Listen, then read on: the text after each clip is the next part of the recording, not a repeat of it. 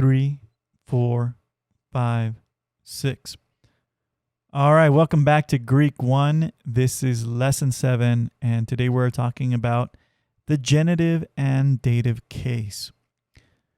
Let's jump right in and let's start by reviewing what we talked about in the previous lesson. Okay. So in the last lesson, we talked about the nominative and accusative case. Now, in English, the subject of the verb comes before the verb. The subject of the sentence comes before the verb, and the direct object comes after the verb. So that's how we identify who's doing what in the sentence.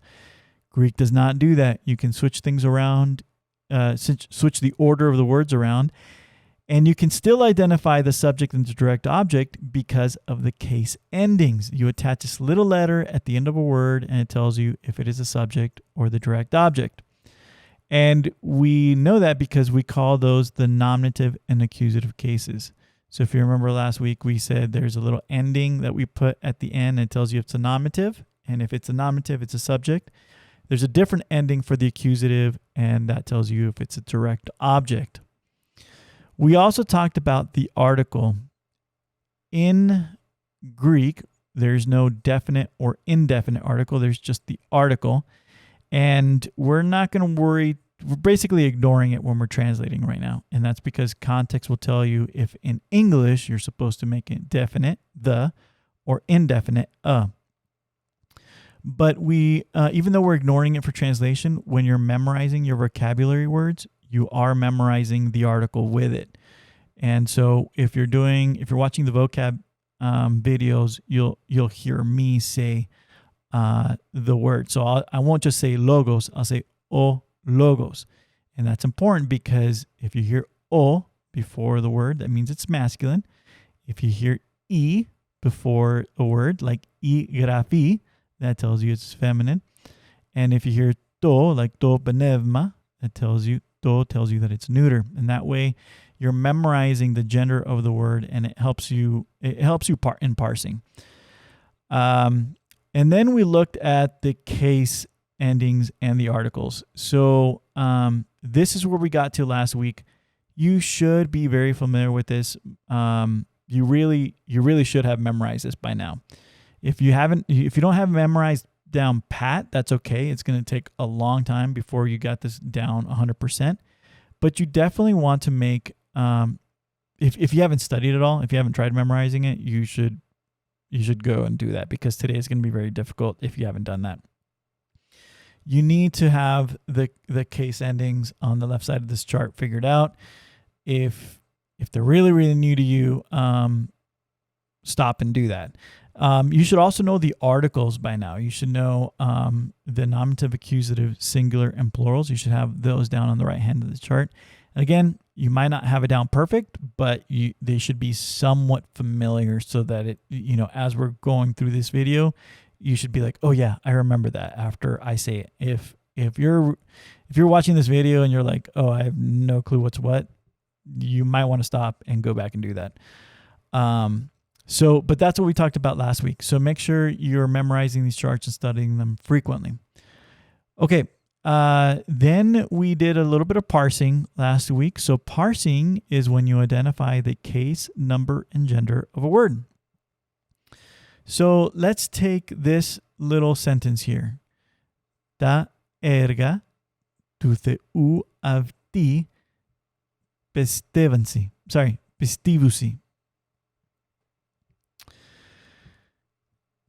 We're going to look at that first word, ta erga. Now, in your mind, because you hopefully have been studying your vocabulary, you'll remember the word to ergon. You're memorizing to along with the vocabulary. So to is the neuter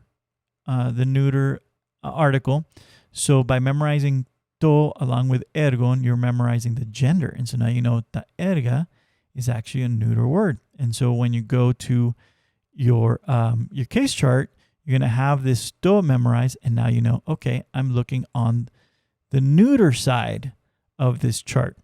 So you're going to look on the neuter side, and again, this chart should be memorized, and you're looking for the ending of this alpha. So in your sentence, it's not to ergo, right? You've got ta erga. So you're looking for the alpha ending, and of course you find it pretty easily. It's down at the bottom. You've got a plural, nominative, or accusative. Notice, obviously, the ending for the nominative plural and the ending for the accusative plural all this are the same for the neuter. So we don't know the difference just by looking at it. So we're going to write above, we have either a nominative plural neuter or we have an accusative plural neuter. That means that you either ta erga is either the subject of the sentence or the direct object. You don't know just by looking at it by itself. But if you read the whole sentence, you'll be able to figure it out. But it does tell you it's plural, so this would be works. And I'll give you a clue. The sentence is, they believed the works of God. So anyway, that was just the example. So that's what we talked about last week. We talked about the, let me go back here a little bit. So we talked about the case endings for the nominative and accusative. That's how you identify the subject and the direct object. We talked about the article. We said you got to memorize those, and then we did a parsing example. All right. So today we're moving on to the next two cases in Greek, the last two, and we're talking about the dative. In English, we have something called the direct object. Okay. So in the most basic sentence, right, I put here the words Todd hit. The subject is the main star of the sentence. And in this case, it's Todd. It's easy to identify in English because it comes before the verb. And in this case, you only have two words. So Todd has to be the subject.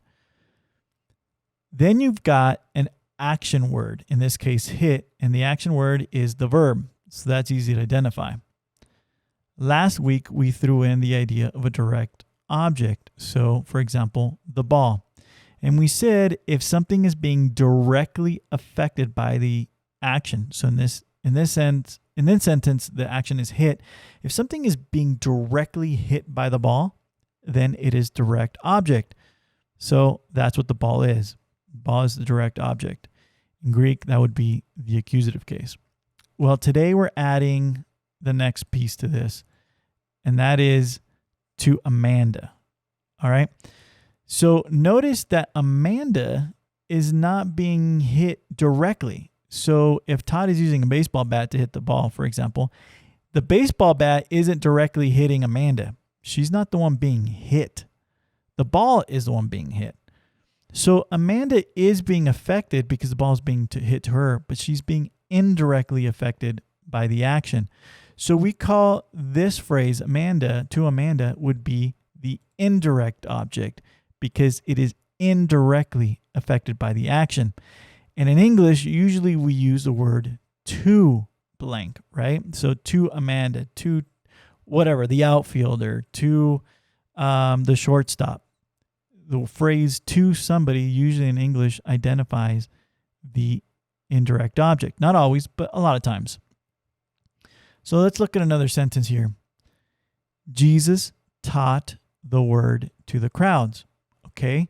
By now you should be able to identify the sentence quickly, the subject quickly. In this case, it's going to be Jesus. Jesus is the subject of the sentence.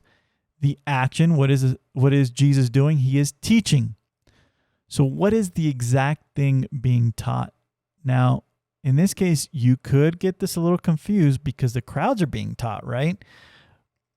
But if you look at the sentence carefully, Jesus teaching the word to the crowds. So the crowds is not the direct object. The thing actually being spoken or said or taught is the word. So the word is the direct object. And when we look at to the crowds, we see that they're not the ones directly being taught. The word is being taught to them. So they are indirectly affected. So this is a tricky example, and it's necessary so you can identify the difference between direct and indirect object. In this sentence, to the crowds is indirect because it's the word that's being taught, and the crowds are being taught the words to them. So that's a difference between the direct object and the indirect object. Now watch this. If I get rid of the phrase the word, right? Let me give this example. And you just have Jesus taught the crowds instead of to the crowds, because the to is not there. Jesus is not teaching the word to the crowds. Now it's Jesus taught the crowds. The phrase the crowds is no longer the indirect object. They're not indirectly affected by the action. They're now directly affected by the action. Jesus is teaching them specifically. So there you go. It shows a little bit of how you could take very similar ideas, and sometimes it's tricky distinguishing between the direct object and the indirect object. Let's look at another sentence here. God loved the world. In this case, the world is the direct object because it is the thing being loved, directly affected by the verb. Who did God love? The world. So it's God is directly loving the world. All right, let's look at another tricky one here. So in this sentence, God is the subject, and then you're looking for an action word, and of course it's sent. So now you got two more things. You've got us and the Son. And I'm going to give you a second to think about, okay, is God sending us or is God sending the Son? What is being directly affected by the verb? Is the thing being sent us or the Son? Well, hopefully you've had enough time to think about it, and you know the thing being sent, directly affected by the verb, is the Son. So the Son would be the direct object. It is the thing being sent, which means to us, or us, is going to be the indirect object. So we are not being sent. The Son is being sent to us. So again, that word to, you can kind of add the word to us and it means the exact same thing. It is the indirect object. And that's the lesson for today. We're basically just trying to figure out, how do you do this in Greek? How do you make an indirect object in Greek? And it's pretty easy. It's called the dative, and it's just an ending. Greek uses the dative case endings to identify the indirect object. So let's look at those real quick. All right, these are the letters that you attach to the end of a word to identify if it's in the dative. So if you have a masculine word and it's a singular, you just add an iota at the end of it, and now it tells you that's a dative. If you have a feminine word, you add an iota to it and identifies that it is singular dative. Same thing with the neuter. Now, if you have a plural, it's in iota sigma all across the board for masculine, feminine, or neuter. So you might say to yourself, okay, so if I have an iota at the end of a word, how do I know if it's masculine, feminine, or neuter since they all have the same ending? Well, remember, you can see it right at the top of the chart that a masculine word will have an omicron ending. A feminine word will have an eta or alpha ending, and a neuter will have an omicron ending.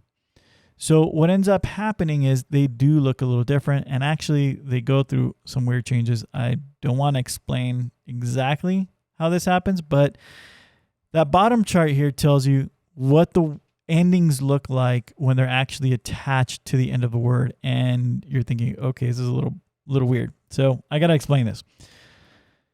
So if you remember, a masculine word ends in omicron.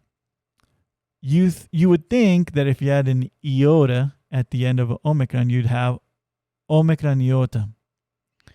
Well, for a very complicated reason, and we're not going to get into that, when it's a dative, the omicron goes through a lengthening process, and it goes from being an omicron to an omega. And the iota becomes a little baby underneath it, and it's called an iota subscript. So if you look at the bottom of the chart, right, the bottom chart, so the dative singular ending is an iota, but it goes underneath the omicron. The omicron becomes an omega, and then you have an omega with an iota subscript underneath it. So the ending looks very different, and this can be confusing, but honestly, it makes it a piece of cake because if you look at all the endings, the iota subscript is across all of them. So it makes it really easy to identify the dative singular because it is the only ending with an iota subscript. So if you see a little baby iota at the end of a word, you've got yourself a dative. And if it's an omega, then you know it's either masculine or neuter. And if it's an eta or an alpha, then you know it's a feminine. So it's as weird as it is that you were going from, a normal lowercase iota ending and then making it tiny and it changes, the vowels and all that. If you just look at the dative singular, how it looks at the end of a word, it's actually pretty simple. If you have a little baby subscript iota, you've got yourself a dative singular. Now, if you look at the plural ending is iota sigma. When you attach it to the end of a word that has an omega, you get a very, you can anticipate. It's not that weird. It's just omicron iota sigma. Or if it's an alpha or an eta, it becomes alpha iota sigma. And again, with the neuter, omicron iota sigma. So it's not that complicated. Let's see what it looks like with the entire word. So this is the same chart. I've just changed the colors a little bit. I'm highlighting the datives so you can see. On the left-hand side, you have two charts that identify the dative case endings on their own with just a letter.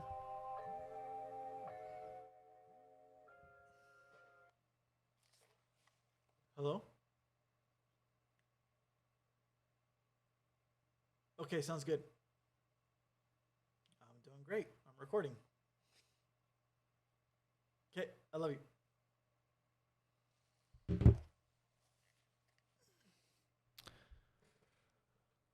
Okay, so here is the same chart. I just changed the colors a little bit so I could highlight that we're focusing on the datives. On the left-hand side, I've got two charts. That's the letter, that's the case endings, right? The letter of the case ending just by itself.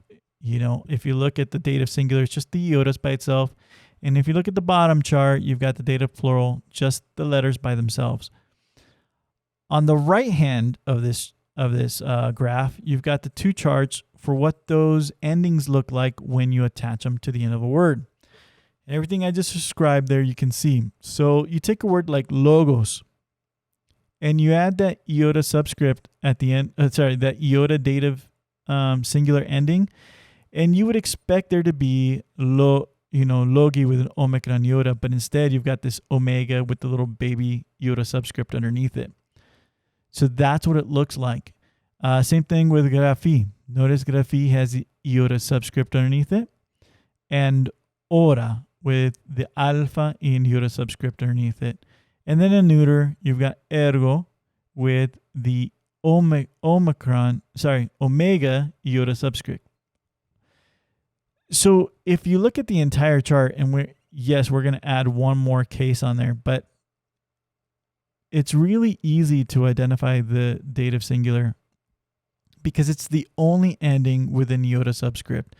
So this is going to be real easy. If you see a little baby iota on a word all by itself, that's a dative singular. It's a piece of cake. That should add no difficulty in memorizing this. If you see a little baby iota by itself, that's it. Now, if you look at the plurals down below, if you see the iota and it's a normal lowercase letter hanging out with all the other letters, then it's a dative plural. The way I think about it is if the iota is down by itself, it's singular. And if it's hanging out with its friends, it's plural. That's the way I think about it. The only confusion with my little memory device that I've got for you is that if you don't have the nominative plurals memorized yet, you might confuse those with an iota. It's the only other thing with an iota is the nominative plural, which is logi or graphe. But if you did your homework last week and you memorized the nominative plural and the for the masculine and the feminine, then memorizing the dative singular and plural should be easy. Okay, let's just say you're totally lost with my description of all this. That's okay. all you got to do is memorize this chart, and that's it. So just memorize it. I'm trying to give you tips on how to do that, but it's pretty easy. So again, remember that for the most part, if you see E and O and iota, it's going to be a dative. The only exception is that, remember, the nominative plural and the feminine endings have an iota. But if you see a little baby iota subscript, it's singular. And if it's hanging out with its friends, it's plural. So aside from that nominative plural exception, iota usually means it's a dative. Here's that that same chart on the left is the endings by themselves with just the letters. And now I want to show you what the article looks like. So we started memorizing the articles last week. You should know the nominative singular and the accusative singular by now. And now we're adding the dative singular and the dative plural articles. And they should look really familiar. Same thing. You've got the omega with the iota subscript to identify the article if it's a dative singular. And at the bottom, you've got that iota sigma at the end of the article to tell you if it's a dative plural. You got to memorize these charts. Today we're gonna fill out the charts, and that's it. If you get these down, you're 80% through the noun system, and you're gonna get really, really far in Greek. So this is the chart that is the big goal for us. Okay, let's do a parsing example. So let's say you're reading a sentence and you see tes amartías. Tes amartías. Okay? Well, hopefully you've done your vocabulary and you memorize it. And in your head, you're like, oh, I remember that. I've said this over and over in my head. I've been studying my vocabulary. That's y amartía. Y amartía. And you say the word y, the article y before you say amartía, because that tells you it's feminine. And you know that it means sin. So now you know you've got a word that means sin and that it's feminine. Y amartía. So in your head, you've memorized your chart, right? And so in your head, you have this chart inside your brain. You think, okay, so tes amartías is feminine. So I can think of the feminine endings and ask myself, okay, where is there an iota sigma ending? And you think about it and you're like, oh, right, it's the dative plural ending. So then you identify it as a dative plural and you write on top of the word dative plural feminine. And so because you know it's a dative and you know it's plural and it's feminine, you can now translate it. The dative means it's two, and the plural means it's sins. We don't use feminine endings on nouns like this, so it's just going to be translated to sins. And that's how you translate it. Let's do one more example. Elali avdis ton logon. Elali avdis ton logon. Okay, so you've been studying your vocabulary, and in your head you can identify all these words, right? Sorry, not all of them. Elali is a verb. You're not going to get to this for like 10 chapters, so I'm just going to give that one to you. It means he spoke. Don't worry about memorizing it right now. But the second one you should know. Avdis is from avdos, avdi, avdo. Now, this is a word that does not have a specific gender. It can be either masculine or feminine or neuter. And that's why in your vocabulary, it's got avdos, right? And then it's got comma, dash, ita, comma, dash, omicron. It's telling you, hey, this can be avdos, or it could end in ita for a feminine, avdi, or it can end in omicron, be avdo, and that would be a neuter. But it means he, she, or it. So there's no gender to this word. That is, it could be, there's an ending for each of the genders, but it means he, she, or it. Okay, the next word is logon, and you've got this one memorized too. So in your head, you're like, oh yes, I've been saying logos. I've been walking the yard, working out, and saying o logos over and over. So I know o logos because it's got the o. I memorized it with the o. I know it's masculine, and it means word, statement, or message. Awesome. And then in your head, you've got this chart nailed down. So when you're trying to remember avdis, you're thinking, okay, avdis could be any gender. So I'm looking on this chart for an iota sigma ending. And in your head, you're like, well, there are three options, actually. It's a dative plural, but it could be any gender. So you're going to, in your head, look at that ending and say, oh, wait a second. But it also is attached to an omicron. So it's avdis with an omicron before the iota. So that tells you, that boils it down that it's not a feminine. It's not an eta or an alpha, so it's not a feminine. So instead of having three options, you only have two. It could be a masculine dative plural, or it could be a neuter dative plural. So you're going to write on top of this word dative plural masculine or dative plural neuter. All right. Next, we look at the word logon. Now, logon does have a gender. You've memorized this word as o logos, so you know it's masculine. So now you're going to, in your head, you've got this chart memorized, so you think, okay, what are the masculine endings? And I'm looking for a ni in the masculine endings, and you find it right away. That is the accusative singular. So you write on top of logon, you've got an accusative singular masculine word there, and you've parsed it. Now, you go word by word. Elali, I already told you, that means he spoke. And avdis is dative. So the word we used when we're translating avdis, it means he, sure, it. It's dative, so it's to. But it's not to he or to it because it's plural. Because it's plural, it's to them. And then the last piece is ton logon, means the word. And that's accusative, so he spoke the word. Now in English, you wouldn't necessarily say he spoke to them the word. That kind of makes sense. But the way we really say that is you'd want to smooth that translation out and switch those words. And the way it actually is he spoke the word to them. And that's it. That's how you translate. You do your parsing, you do your rough translation, and then you smooth it out. That's the dative case. All right, one more case. Don't worry, this one's going to be a lot easier. We got to talk about the English possessive case. Okay, in English, we have a possessive case. Let's say I'm talking about my book. I say David's book.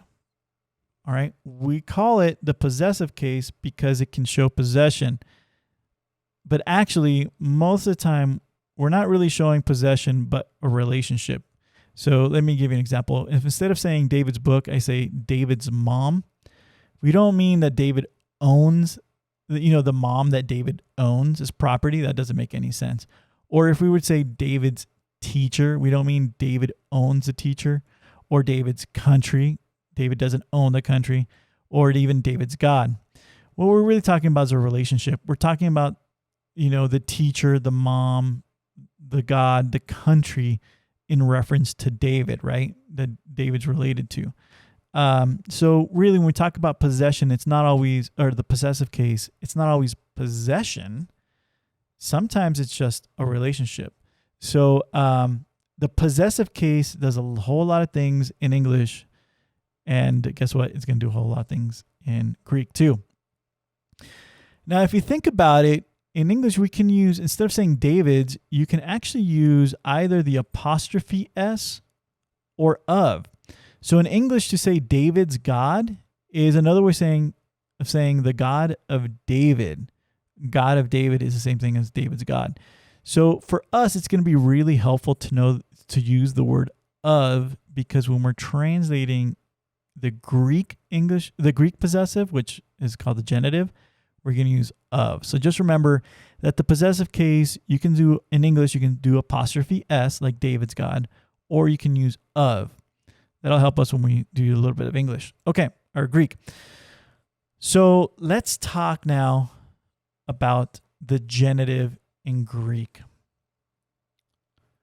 The Greek case in genitive, which is our last case that we're learning, is used to show possession in the same way we do in English. So for example, in English, we could have the sentence, his God.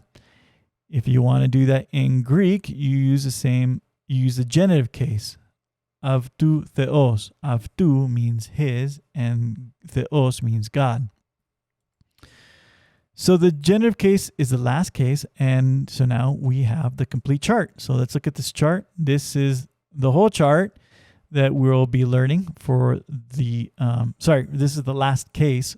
So we'll have a lot of charts that we're going to be learning in Greek, but this is the last case.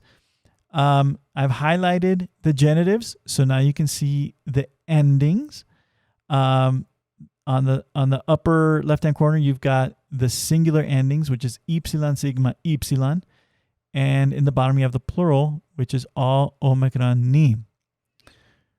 When you attach them to a word, this is what they look like. So it's logu, graphis, horas, ergu. For whatever reason, in my brain, this is the easiest case to memorize because the oo sound knocks out, the masculine and neuter.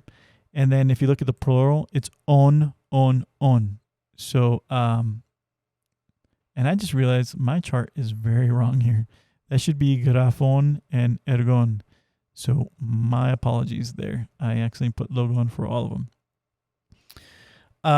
The ending is correct, but obviously the word should be graphon and ergon, not logon. So my apologies there. But in any case, you could see that the words just the letters just are added on at the end, and then you're good. Okay, let's talk about a parsing example. So once you memorize these charts, you can look at a phrase, and here's a Greek phrase. Phoni theou ke ouk anthropou. Phoni theou ke ouk anthropou. All right, so you're looking at all these, and you've done your vocabulary. So in your head, you've got these all memorized. Boom. You've memorized them with their articles and what they mean. So phoni means sound, noise, or voice.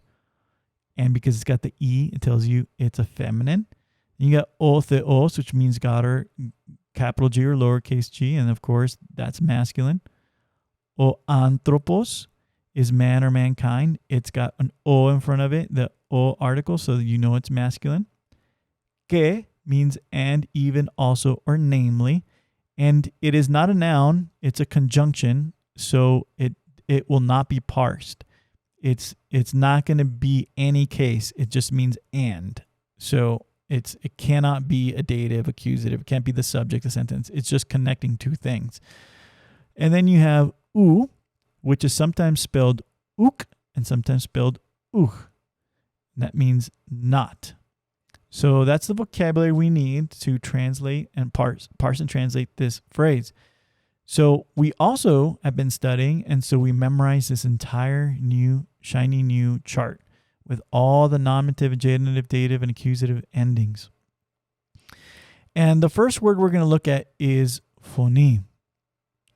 And we memorized phoni as a feminine word. So we're looking to the feminine side of the chart. And we're looking one with just the E at the ending. And right away we recognize that that's the no ending one. It's just the basic word itself, phoni. So we have here a nominative singular feminine word. And so we're going to write that at the top.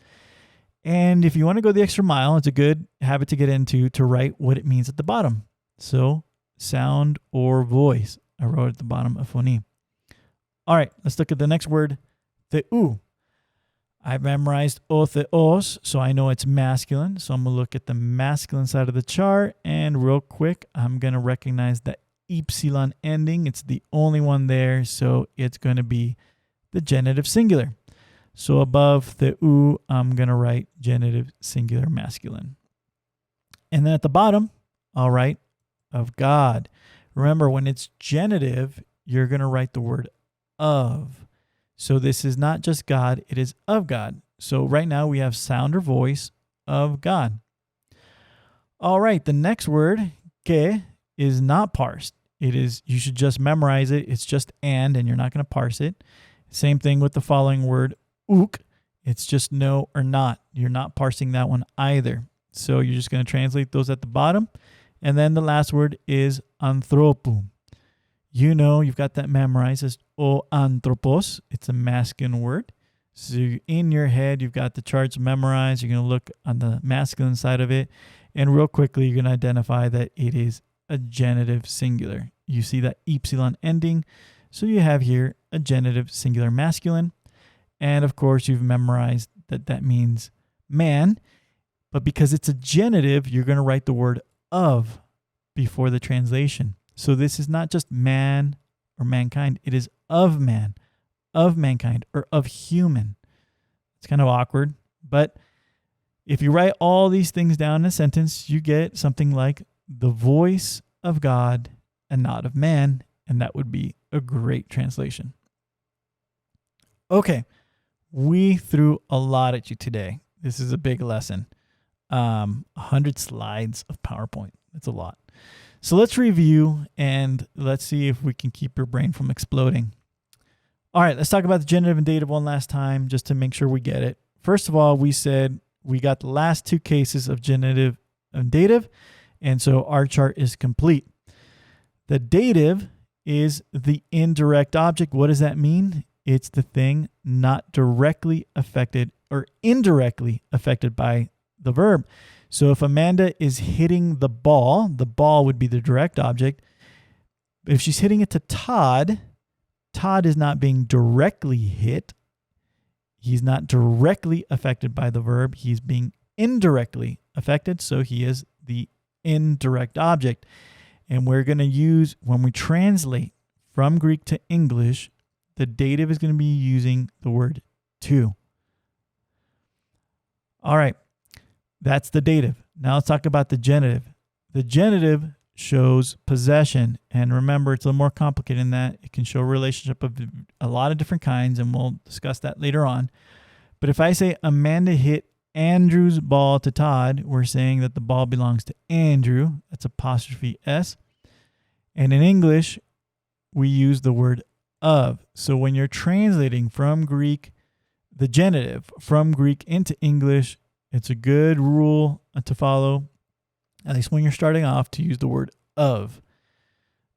So when you think of dative, think of to. When you think of genitive, think of. And then boom, this is the full paradigm for both the case endings and the articles. You got to memorize both of these. They're going to help you a lot. So this is the complete paradigm. Get these boiled down. Take your time, whatever you got to do. Are you going to memorize it perfectly by the next lesson? If you're doing one of these a week? No, there's no way you're going to get these down absolutely perfectly within a week. Just no way. Sometimes it takes months or even years to really get these down perfectly. But you should be very, very familiar. You should be able to write these down for a quiz or a test and have a pretty solid idea of what they are. So I want to encourage you. Memorize the charts. Make sure you're going through the vocabulary videos, writing down your vocab, memorizing the article with them. If you own a workbook, go through it. Make sure you get it done and do as much as you can of this out loud. I am making practice reading videos so you can, get the pronunciation right. But that's it. Don't give up. Just do the hard work. And if you need to take an extra week or two to get it down right, then do that. Time is your friend. Just do it at your pace, but do it right. Okay, well, guys, I want to encourage you to keep going. Greek is worth it. And I wish you the best. Godspeed.